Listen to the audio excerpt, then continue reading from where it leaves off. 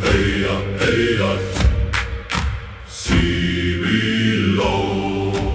Heya, heya, storm wind blow. Chapter 16. The Seven Deepwardens. The first Deepwarden opened its eyes. Tavaro had seen monsters wake. Most did it badly. They burst from mud, tore free from reef, snapped at whatever life came closest, and announced hunger with a noise large enough to embarrass thunder. Mawspawn did not wake so much as resume appetite. They were mouths with bodies attached by poor planning. The Deepwarden did not move at first. Its eyes opened beneath the silt. Two long amber slits, set in a head the size of a temple roof. Stone fell from its face in slow sheets. The water around it did not churn. It listened. That was the first wrong thing. Tavaro floated above the ring of sunken red stone, with no air in his lungs and Pyranth's green fire threaded through his bones. The sea should have crushed him. The pressure should have folded his ribs inward, split his ears, driven blood from his nose. Instead, the green fire held a narrow space around him. Not warmth, not breath. Permission. He hated permission from gods. It always came with fees. The Deepwarden's gaze found him. Not prey, not enemy. Question. Tavaro's right hand tightened around the skybone line, where it had drawn itself through the torn seam at his wrist. The cord floated pale in the dark water, blood drifting from it in slow ribbons. The skybone anchor hung below him. Point turned toward the basin. Pyranth's voice entered him, without passing through water. There. The first remembers us. Tavaro could not speak aloud. His throat tried anyway. Us? Only bubbles came. Pyranth heard him. The old powers remember trespass before they remember names. That was not comforting. The first Deepwarden lifted its head. The ring of stone around the sea wound shook. Silt rose in a red-black cloud. Barnacles, dead coral, and hard white crust fell away from the creature's body. It was longer than any ship Tavaro had ever lifted over water. Longer than 3 ships end to end. Long enough that the curve of it had looked like part of the seafloor, until it chose not to be. Its hide was not scale, not shell. Plates of red stone overlapped along its body, each plate lined with black seams where green light slept and did not wake. Its mouth remained closed. That mattered. Tavaro had never seen something that large choose not to show teeth. The second Deepwarden stirred, then the third. Around the ring, the 7 woke by degrees. The sea changed around them. Pressure turned directional. The water was no longer simply deep. It had memory, and that memory had begun to stand. The skybone line tightened under Tavaro's skin. The child mark burned once beneath his ribs. Do not lie, it seemed to say. I know, Tavaro tried to mutter. More bubbles. Pyranth's presence moved beside him. Not a body. Not fully. A green shape in the water to Tavaro's left. Antlers made of branching fire. Cloak trailing in slow motion despite the current. The hood held no face. It had less need of one down here. We begin before they fully rise. No, Tavaro did not know whether he thought the word or shaped it with his whole body. Pyranth heard it either way. No, they are watching. Yes. Not attacking. Not yet. Wonderful distinction. They are set to guard this wound. We are over it. Tavaro turned toward him in the water. His broken ribs tried to remember breathing and failed. Then speak. The first Deepwarden's amber eyes shifted toward him. So did Pyranth's hood. You ask me to speak to wardens older than my father's first throne. Tavaro bared his teeth. You speak to everyone else. Pyranth was silent long enough for the pressure to creep closer. Then the god turned toward the first Deepwarden and lifted one hand. Green light moved outward in a thin branch. The Deepwarden did not recoil. The branch touched the water before its face and stopped, held there as if an unseen wall had risen between them. Pyranth spoke. The words had no sound, and yet Tavaro felt them strike the bones of the sea. Old keepers, I am Pyranth, of the old flame. I seek passage to the wound you guard. The 7 Deepwardens opened their mouths, not to bite, to answer. Sound erupted through the water. Tavaro's mind split under it. Not pain alone. Meaning, too much meaning. Images, weight, salt, age, hunger, duty, not in words. Not in any speech made for throats. The Deepwardens spoke in pressure, in held currents, in stone remembering why it had not moved. He saw the wound below them, as it had been when first made. No city, no seafloor, no ring, a bright tear in black water, where first life and first ending had met and fouled each other. Not spark, not shadow, something sick from both. The sea had boiled. The first mawspawn had opened without a mother. Hunger had learned to swim. Then came the Deepwardens, not carved, not born, made from the sea's refusal to become a mouth. 7 long bodies formed from red stone, salt pressure, old breath, and law without language. They coiled around the wound and pressed it closed. For ages beyond count, they had held the Mordeep's first hunger under their bodies. Not treasure, not power waiting for a hero, a bandage. Tavaro reeled. Pyranth's green fire tightened around him, steadying him. Careful. Tavaro turned on him. The water stole most of the shout. They are holding it shut. The first Deepwarden's eyes remained on him. Pyranth answered quietly. Yes, you said wound. You did not say seal. A wound can be opened to heal. That is what people say before they cut too deep. You sound like Senara. The name struck. Tavaro nearly lost the shape of himself. The Deepwardens spoke again. This time the meaning came slower. Perhaps because the Wardens chose it so. Perhaps because Pyranth filtered it through the green fire around him. Leave. Not fear. Not threat. Instruction. Leave. The wound sleeps because we do not. Leave. Oath-bound child. Tavaro's skin went cold, despite the god fire. They knew him. Not his titles. Not the songs. Not Island Raiser. Tidebreaker. First Oathbound. Sea scarred. They knew the oldest thing in him, and gave it no praise. Child? The child mark warmed beneath his ribs. Pyranth's voice sharpened. Mortals need what lies below. The Deepwardens turned their eyes to him. Another pressure speech rolled through the ring. Mortals live, because below remains below. The green around Pyranth flared. Mortals shrink, because gods and old wardens call danger protection. The first Deepwarden moved. Its head lifted higher. Its body unfolded from the ring, and the water around Tavaro bent under the motion. It still did not strike. The restraint was terrible. A creature that large choosing restraint made every motion worse. Its eyes turned from Pyranth to Tavaro. Again, the meaning struck. You raise walls of land against teeth. You know the weight of holding. Tavaro's hand tightened around the line. Yes, the answer escaped him before pride could stop it. The Deepwarden lowered its great head, close enough now that Tavaro saw scars in the red stone plates. Old ones, deep ones, not battle scars from claw or spear. Pressure scars, ages of holding a wound shut. Then know this. Images entered him. The wound opened. Black pressure rose. Mawspawn poured from the basin. More than Tavaro had ever seen. Pale and dark and many-mouthed.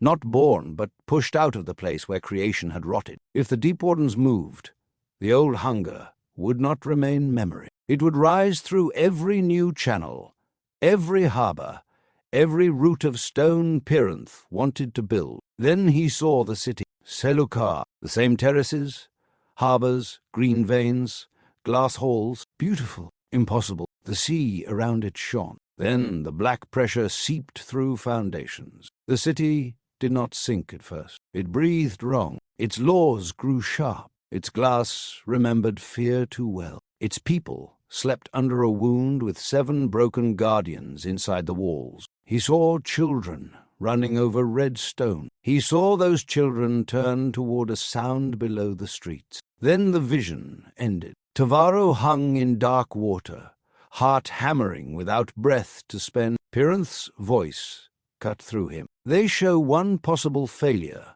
because their task is to see the wound. Tavaro looked at him. One possible? Yes. How many do you show? Pyranth did not answer quickly enough. That was answer enough. Tavaro laughed. Bubbles left him in a broken stream. The second Deepwarden moved. Then the third. They were waking fully now. The ring shifted as each uncoiled.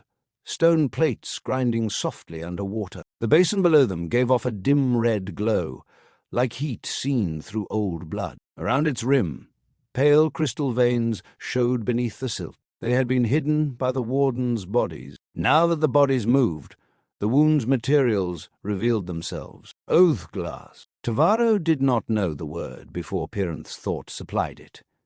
But the thing felt like word-made stone, clear in places, smoky in others, veined with faint light that changed when Tavaro looked at it directly. It did not shine like treasure. It waited like a record. Beside it ran another material, green veins through black rock, the same green as the rootstaff, deeper, older, not wood now, but living mineral, or mineral remembering life. It threaded the wound's edge in branching lines, each pulse answering Pyranth's antlers. "Green vein?"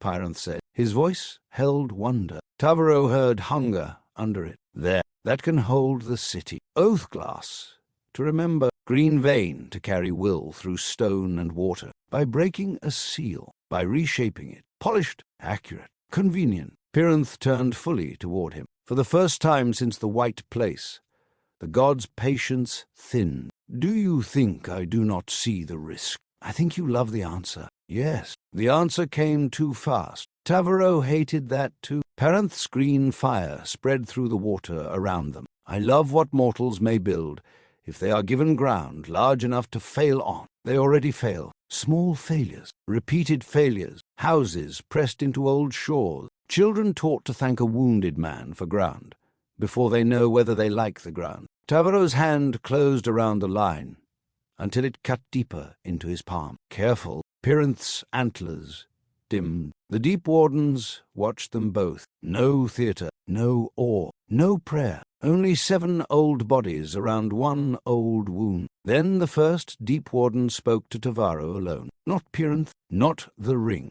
"Tavaro, you know the price of being made useful." He flinched. Pyranth's green light tightened around him. Careful. The Deepwarden ignored him. "You were taken from drowning and turned into answer. Do not become the hand that turns others." Tavaro looked at the 7 ancient bodies, the wound below them, the oathglass, the green vein, Pyranth's antlers, his own blood fading into dark water. He should leave. The thought came with strange calm. He should leave. Find the surface if he could. Find a plank. Drift. Let the far-bound reach or fail. Let Pyranth rage in green silence. Let the Deepwardens sleep again around the old wound. Let Selukar remain a name never spoken. He should leave. Then he saw Senara on the lead deck, bodies around her, holding the rootstaff and refusing its certainty. He saw Lapo with a ruined slate, learning to count unknown instead of dead. He saw Riva putting food into hands that would rather shake than eat. He saw Maru with blood in her head wrap, keeping a ship alive by count and insult. He saw the guide boat vanish in Vadruk's mouth. He saw the far-bound on harsh eastern stone, scattered, grieving, surviving in fragments because the world had given them either walls or storms. He saw Oren against the wall. He saw his own hands. Pyranth spoke softly now. "This is not for absolution. I know, not enough." The god's voice hardened. "Say it." Tavaro's jaw tightened. The Deepwardens watched. The wound pulsed below. Tavaro said, each word tearing through water, "This will not forgive me. No, it will not bring Oren back. No, it will not make Senara look at me. No, it will not make Lapo understand. No, it will not prove I was right." Pyranth paused. Tavaro looked at him. "Say no." Pyranth's antlers dimmed. No. The child mark burned hot,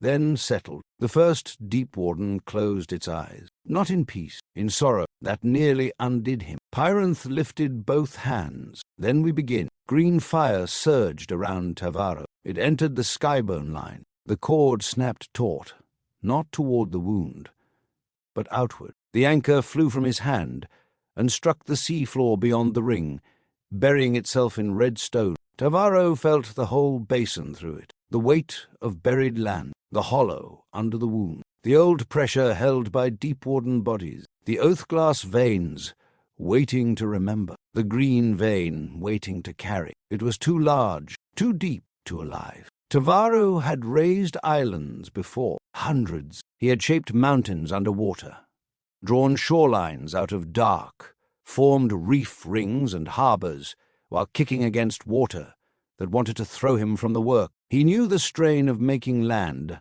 answer. This was not land. This was a wound with stone around it. The skybone line pulsed. Pyranth's green fire met it, and together they formed a second line of force through Tavaro's bones. His right wrist split wider. Pain opened like a door. He screamed. No sound came clean. The water took it, broke it, fed it to the Deepwardens and the wound. The first Deepwarden struck, not at Tavaro, at the line. Its body whipped through the water with impossible speed, red plates flashing, mouth finally opening to reveal teeth black as old stone. The jaws closed around the skybone line. Tavaro felt it in his arm. The bite did not cut through. It pressed memory into the cord. Stop. The word hit harder than force. Tavaro nearly let go. Pyranth's antlers flared. Green branches shot through the water and wrapped around the Deepwarden's neck. The warden convulsed, not like a trapped beast, like a dam taking too much water. Its eyes burned amber. Its tail swept across the ring, striking the second warden as it rose. Now Tavaro. No. Pyranth's voice snapped. Tavaro, it did not bite me. It will. It bit the line. It understands the line is our hand. The Deepwarden's jaws tightened. Pain drove Tavaro's knees upward in the water. His wrist seam tore toward the forearm. Blood filled the green light. The line began to fray at the surface, not breaking, not yet. The second Deepwarden lunged toward Pyranth. The god met it with a wall of branching fire. The water between them turned bright enough to blind. The warden hit the green wall and drove through half of it by sheer mass. Pyranth staggered in the water, cloak splitting into long dark ribbons. Tavaro saw the god's shape flicker. He was not invulnerable here.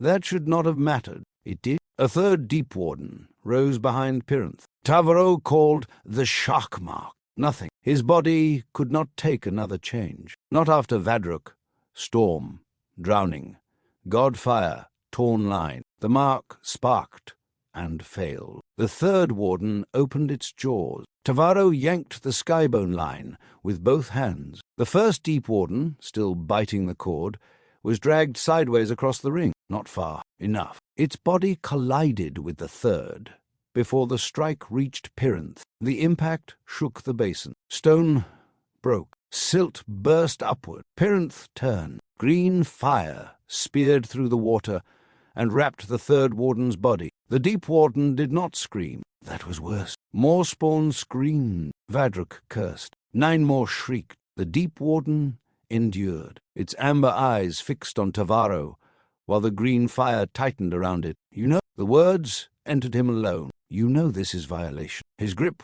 weakened. Pyranth felt it. The god's voice came urgent now. They are not innocent. They would keep every mortal future small to preserve an old balance no mortal chose. They are guarding the wound. They are guarding a wound by making it useless forever. That sounds noble when you say it. It is true. Truth has teeth. Pyranth moved through the water toward him, antlers blazing. The god did not touch Tavaro. The space between them filled with green fire. Tavaro, the farbound crossed, because your islands became too small for them. You saw that. Safety can outlive its mercy. These wardens are the oldest version of that mistake. The first Deepwarden's jaw remained on the line. Blood ran from Tavaro's wrist in thick clouds. His body shook. He looked into the creature's eyes. It did not deny Pyranth. That was the worst part. The Deepwarden did not say, "No, he lies." It said nothing. It held the line. It held the wound. It held its task. Sometimes a cage was built by loving hands. Sometimes A seal was held by honorable bodies. Sometimes breaking it was still breaking. Tavaro wrapped the skybone line around his bleeding forearm. "I am sorry," he said. The Deepwarden understood. Its eyes closed. Tavaro pulled. The line tore through its jaws. Stone teeth shattered. Amber light flared. The Deepwarden's head whipped back, and Pyranth's green fire closed around its body in branching bands. Tavaro cast the anchor again, this time into the exposed seam beneath the warden's throat. He pulled as Pyranth bound. The first Deepwarden broke, not died. Broke. Its body did not split into meat and blood like mawspawn. Red plates cracked. Black seams flared. The living pressure inside it poured outward in amber currents. The stone body folded in on itself, shrinking, hardening, becoming less creature and more pillar. Its spirit, or task, or whatever word mortals might later make inadequate, rushed toward the wound. Pyranth caught it. Green fire wrapped the amber current and drove it into the ring stone. The seafloor shook. A band of green and amber light lit along the basin's edge. "Ward," Pyranth said. The god sounded strained, though gods had no need to breathe here. Not slain. Rebound. Tavaro stared at the hardened form of the first Deepwarden, a pillar now, a future part of the city. A prisoner, perhaps. The child mark burned so fiercely he bent around it. The remaining 6 attacked. No single roar, no wild charge. They moved like parts of one old law, recognizing that argument had failed. Their bodies uncoiled in separate directions and came together from all sides. Red stone plates cutting through black water, mouths open, amber eyes fixed. Pyranth fled. Green branches shot from him in every direction. 2 wardens struck the branches and tore through them. A third looped below Tavaro, forcing him upward. A 4th drove at the anchor point on the sea floor. A 5th went for Pyranth's hooded body. The 6th raced for the wound itself, not to open it, to cover it again. Tavaro understood too late. If the 6th reached the wound, it would wrap itself across the basin and lock everything down with its own body. The wound would seal harder than before. Selukar would never rise. Pyranth would lose the road. Tavaro would lose the chance to make the dead useful. No, the thought came too clean. He hated it. He needed it. Tavaro called the whale mark. The mark answered like a tired beast standing under a whip. His body swelled in the deep. Pressure changed around him as muscle and mass arrived. Broken ribs became vast and still broken. The torn wrist became a deep wound near the fin, where the skybone line emerged. Green fire spread through him, not healing, only keeping the shape from tearing apart at once. He surged toward the 6th Deepwarden. Even as whale, he was smaller, but not small. He struck the warden's side with all the force the deep allowed. The impact sent both bodies rolling away from the wound. Pain detonated through Tavaro's cold shape. The warden twisted and wrapped around him, long body coiling around his whale ribs, tightening. Plates scraped hide. Stone teeth sank near his shoulder. The whale mark could carry pressure, not this. Tavaro released the form before the coils crushed him. Human again. He slipped through a gap in the warden's wrap, dragging the skybone line after him. He cast the anchor into the warden's open mouth and out through the broken plate behind its jaw. Then he pulled. The warden thrashed, not in hunger, in refusal. Amber speech slammed into him. "We hold, because the first hunger never sleeps." Pyranth answered from across the ring, voice strained and fierce. "Then let it be held by mortals who can choose more than holding." He bound the 2nd Deepwarden. Tavaro pulled the 6th toward the ring stone and set the line around a red ridge. He did not have strength for grace. He used knots of pain, loops of cord, his own body as weight. The warden's tail struck him once, glancing, and still it broke something in his side that had no name left. He pulled again. Pyranth sent green fire across the line. The 6th Deepwarden cracked. Amber poured out. Tavaro did not look away this time. He watched Pyranth catch the spirit and bind it into stone. A second band of green and amber lit. The wound below them pulsed. The oathglass veins brightened. The water inside the basin turned clear, too clear. Tavaro saw down through it, deep into the place the wardens had hidden. It was not empty. A black-red rift lay beneath the silten crystal, narrow as a wound cut into the world's flesh. Around it grew oathglass in jagged fans, each pane catching not light but intention. Tavaro felt the first Deepwarden's warning echo there, felt Pyranth's hunger, felt his own guilt. The glass remembered all of it, before anyone had given it a name. The green vein wrapped the glass in branching lines, drinking from the same old pressure and changing it, not cleansing, not corrupting, preparing to carry. A city could be built from this. A city should perhaps never touch this. Both truths stood. The third Deepwarden struck Tavaro from behind. He spun through water, losing the line. The anchor held, but the cord ripped through his palm. He slammed into a red stone ridge. The world flashed white, then black. Pyranth's green fire around his body flickered. Pyranth sounded farther away. The third warden came for him again. Tavaro tried to move. His body answered with an honest refusal. The child mark burned. "No?"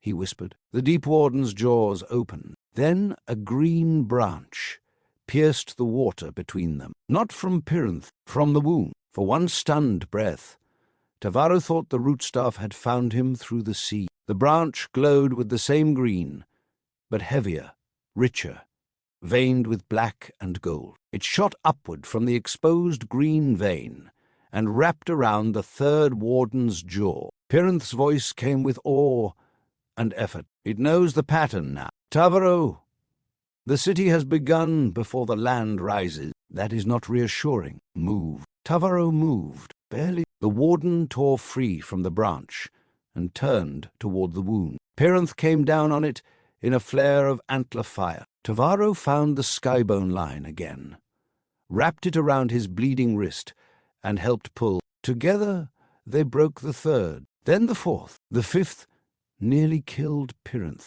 It struck through his branching fire and closed its jaws around the god's side. For the first time, Tavaro heard Pyranth make a sound that was not speech. It entered the water like a bell cracked by grief. Tavaro called Hawk without thinking. "Underwater," the mark answered, as nonsense. Feather tried to form where pressure forbade it. Pain twisted him. The failed call almost tore his shoulders apart. He swore, released it, and called Shark instead. The shark mark came with blood sense and rage. He shot toward the fifth Deepwarden, jaws wide. Compared to the warden, he was small. Teeth still mattered when placed well. He bit into the softer seam under the warden's jaw, where green fire had loosened stone plate. The taste was old salt, iron, and law. The warden released Pyranth. Tavaro changed human as the jaws turned on him,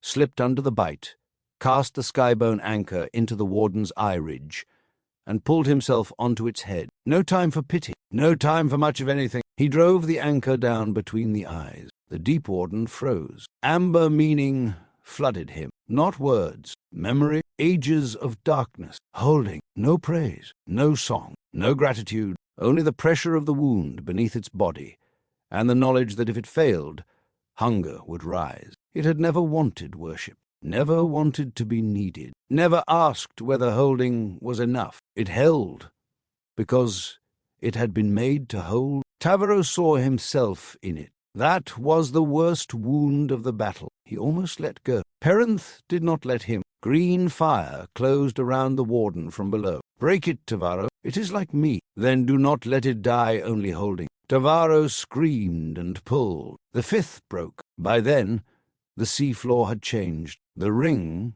was no longer a ring. Bands of green and amber light ran through red stone. Oathglass veins rose like ribs from the basin. The green vein pulsed in answer to Pyranth's antlers and the skybone line. The old wound remained below, but now it was threaded, not sealed, held differently, held dangerously. Two Deepwardens remained. They did not attack. They withdrew to opposite sides of the basin and coiled there, heads raised, eyes on Tavaro and Pyranth. Tavaro hung in the water between them, barely held by green fire and his own stubbornness. His body had become a list of losses. Wrist open, ribs ruined, shoulder torn, calf bleeding, palm split, spine full of coal. Pyranth drifted nearer, one hand pressed to the side where the fifth warden had bitten him. Green fire leaked between his fingers and vanished into the water. He looked less like a god now. That made Tavaro trust him a little.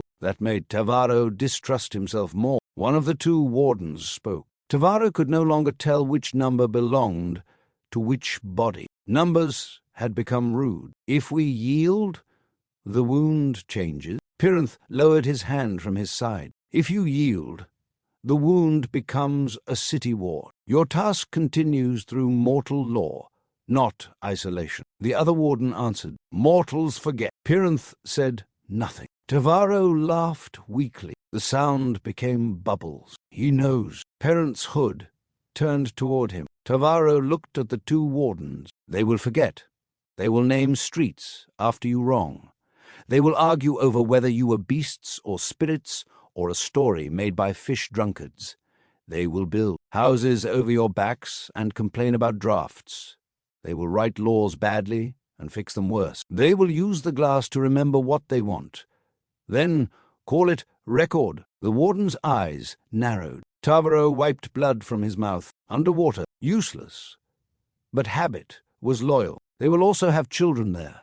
Healers, sailors, cowards, good cooks, bad singers, people who love badly and try again, people who leave, people who come home. Pyranth was very still. Tavaro did not look at him. "I do not know if that is worth what we did to you." The child Mark warmed. "But I am done pretending I can make the breaking pretty." The first of the last two Deepwardens lowered its head. The other followed. For one breath, Tavaro thought they would yield. Then one spoke. "We will not be broken by hands that cannot name the breaking." The other spoke after it. "Name it." Tavaro understood before Pyranth did. Or perhaps Pyranth understood and did not want to. Tavaro closed both hands around the skyburn line. "This is violation," he said. The word moved through the water like blood. Pyranth's antlers dimmed. Tavaro looked at him. "Say it." Pyranth was silent. The Deepwardens waited. The wound pulsed below. Tavaro's voice roughened. "Say it, Uncle Treehead."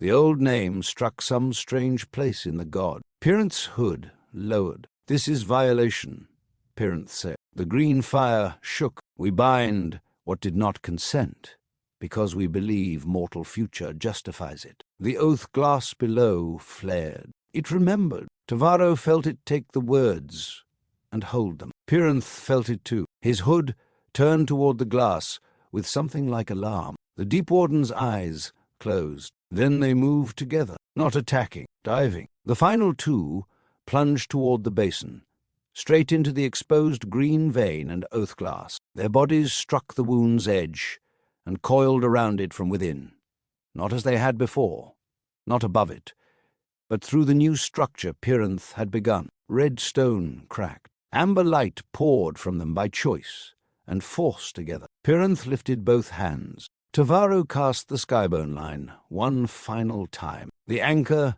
sank into the center of the basin. The line connected Tavaro to wound, warden, glass, green vein, god, seafloor, and every future he was not wise enough to deserve. "Pull," Pyranth said. Tavaro pulled. The basin opened beneath him, not like a mouth, like a body cut for surgery. Red stone split along old seams. Oathglass rose in long, pale ribs. Green vein ran between them, branching fast, taking shape, carrying pressure from Pyranth's antlers into places that had never known a god's hand. Amber from the wardens threaded through the stone, resisting even as it joined. The wound below pulsed black-red. For one terrible breath, hunger looked up. Tavaro felt every mawspawn he had ever killed in that pulse. 9 more. Bluejaw brood, the crawling things under the north stone shelf. Vadruk's patient eye, all of them were small echoes of the first hunger below. His grip failed. The line slipped. Pyranth shouted his name, not title, name. Tavaro tightened his ruined hands. Blood streamed from his wrist, palm, mouth, ribs, places he did not have time to count. Sinara would have counted. Sinara would have named each wound, cursed him, and found the order in which to stop them from killing him. Sinara was not here. Only the line, only the wound, only the god who had asked, only the wardens who had named the asking correctly, only Tavaro's hands. "Do not make me the only hand in this," he said. Pyranth's green fire faltered, then changed. It pulled back from Tavaro's body by a fraction. It still held the pressure from crushing him, still kept his lungs from remembering they were empty, still kept the line from tearing his arm free. But the command left it. The god stopped pushing through him. Not much. Enough. Tavaro felt the difference. The child Mark warmed once. He pulled again. Pyranth pulled with him. The Deepwardens burned amber below. The basin rose. Stone answered, not obediently, not happily. The sea floor began to lift. At first Tavaro thought he had failed, because nothing moved. Then the water shuddered above him. Silt burst upward in rings. Red ridges tore free of black mud. Oathglass flashed and flashed again. The green vein ran through the rising stone, like thought finding a nervous system. The 7 amber lines held around the wound, not asleep, not free. Hell, the old wound narrowed beneath them, not closed, never closed, bound into the rising. Tavaro's body bent around the skybone line. Every island he had ever raised had weight. This had memory. It dragged through him with every stone foot that lifted. The Farbound's ships seemed to pull at the line. Oren's body, Sinara's empty bowl, Lapo's wet eyes, Reva's warning. The guideboat gone under Vadruk's mouth. The Deepwarden's sorrow. All of it came up with the stone. A city did not rise empty. It rose carrying its first wrong. The water above brightened. Daylight. Impossible? Too far above.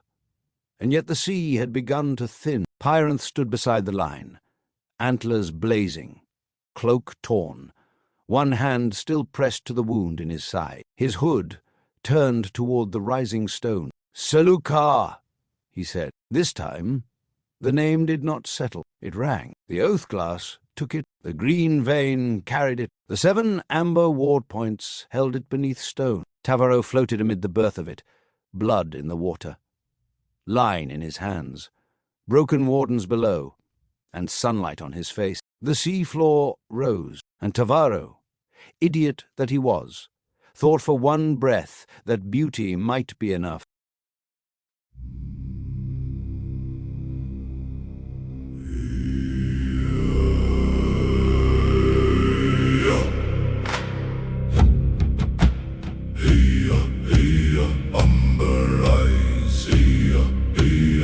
Stone wakes, 7 bodies round the wound, holding back the first mistake.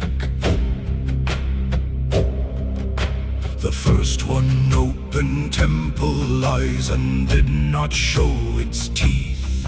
Red stone fell from ancient plates like memory from beneath. Tavaro floated over it, no breath inside his chest. Green fire holding back the deep sky bone in his flesh. Pyranth whispered, "Now we start, the old powers remember." Tavaro saw the watcher listen and held his answer tender. They are watching, they are still, they are guarding what we found. Speak before you cut the seal. Speak before we drown. 7 Deepwardens, amber on the stone. They held the wound for ages without altar, song or throne. 7 Deepwardens, do not call them beasts. They are the oldest bandage on the hunger and the mead. Their voices broke through water, in pressure, salt and law. They showed the first black hunger that the wounded sea once saw. More deep mourn from rotted light, mouths without a name. 7 rose from sea refusal, and pressed shut the flame. Leave, they told the oath-bound child, the womb sleeps because we do. Mortals live while depth stays deep, and old gods hold its growth. 7 Deepwardens, amber under stone. They held the wound for ages, without altar, song or throne. 7 Deepwardens, do not call them beasts. They are the oldest bandage on the hunger underneath. Pyranth showed in Selukar red stone, glass and rain.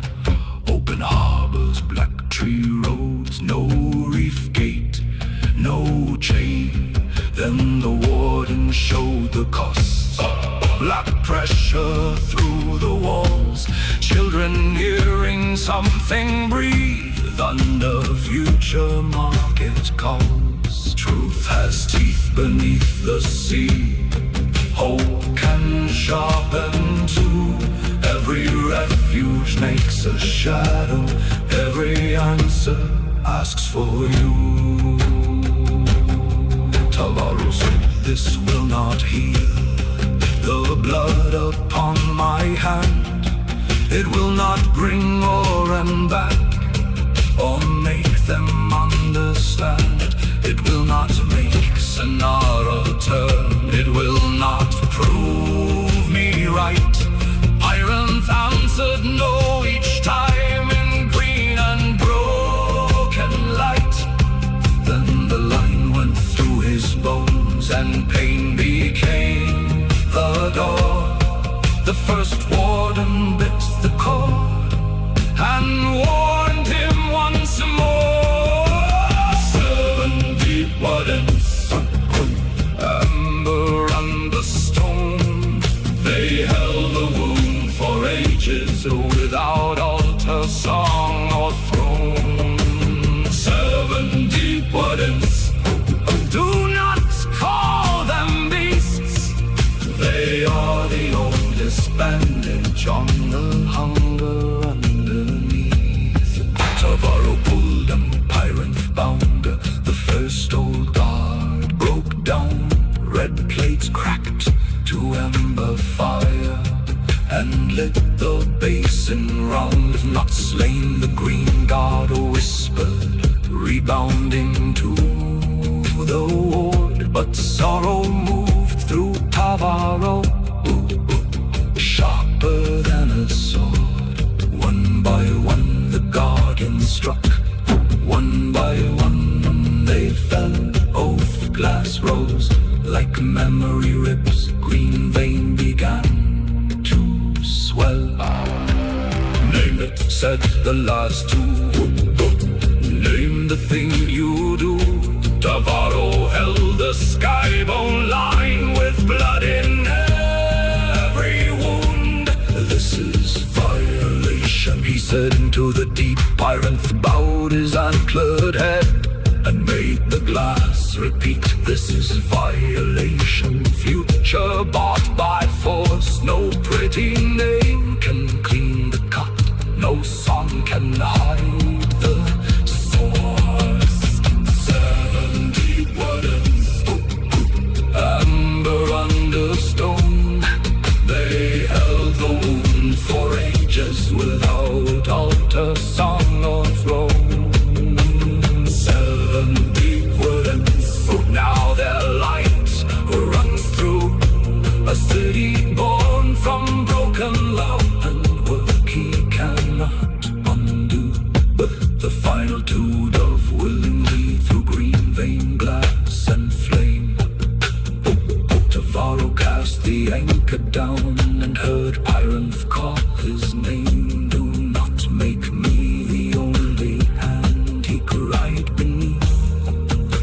sea. The god pulled back his command and let the choice stay free.